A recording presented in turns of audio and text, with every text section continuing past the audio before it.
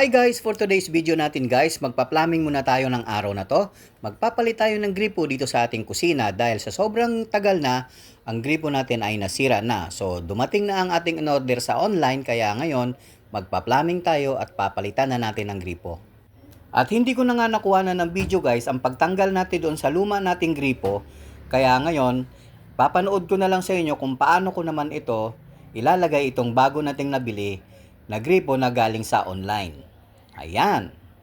Napaka-easy at napakadali lang itong palitan guys. Napaka-easy at napakadali lang talagang ikabit nito. Kahit kayo guys, kayang-kaya nyo to. Una ko lang ginawa dito, naglagay lang ako ng teflon doon sa dulo ng ating tubo para pag pinihit natin siya ay smooth. At eto nga guys, nakakabit ko na at ngayon, ititest naman natin kung gumagana o baka may leak pa. Kaya pagaganahin natin ng gripo guys, titingnan natin ang kanyang daloy ng tubig. Stretch ko muna ang tubo na nabili natin guys bago natin ito buksan at 1, 2, 3 at ayan, napakalakas ng daloy ng ating tubig type.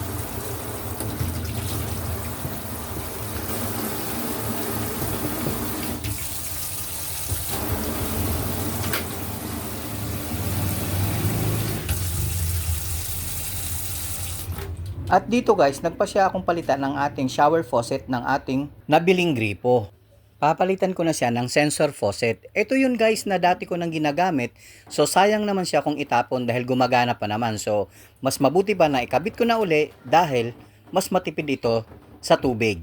Dahil itatapat mo lang ang kamay mo, kusa na siyang tutulo. At ito na nga guys, ito yung lumang sensor faucet ko na matagal ko na rin itong nagamit. Pero hanggang ngayon, matibay guys at gumagana siya. Yung tinuro ko kaninang parang itim, ayan yung sensor niya. Itatapat mo lang yung kamay mo at kusa na siyang tutulo. So ngayon, ikakabit na natin, itetesting natin dito.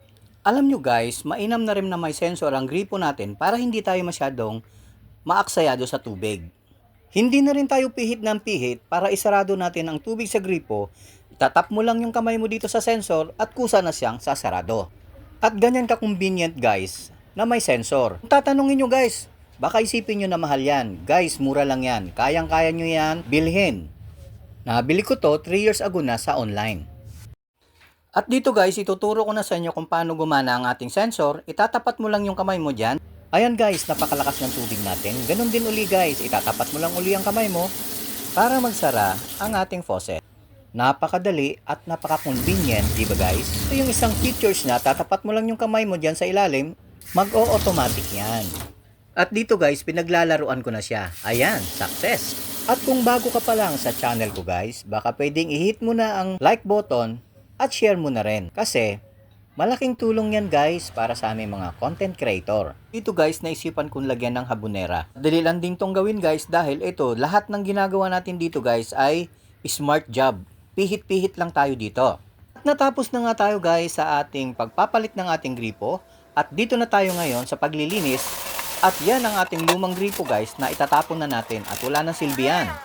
At maglagay na tayo dito ng ating mga liquid soap. At dito na magtatapos ang ating video for today at sana may natutunan kayo. Shoutout nga pala sa mga tropa natin dyan sa Mindanao kay Arthur Alcurin at sa kanyang pamilya at sa mga Mundido family.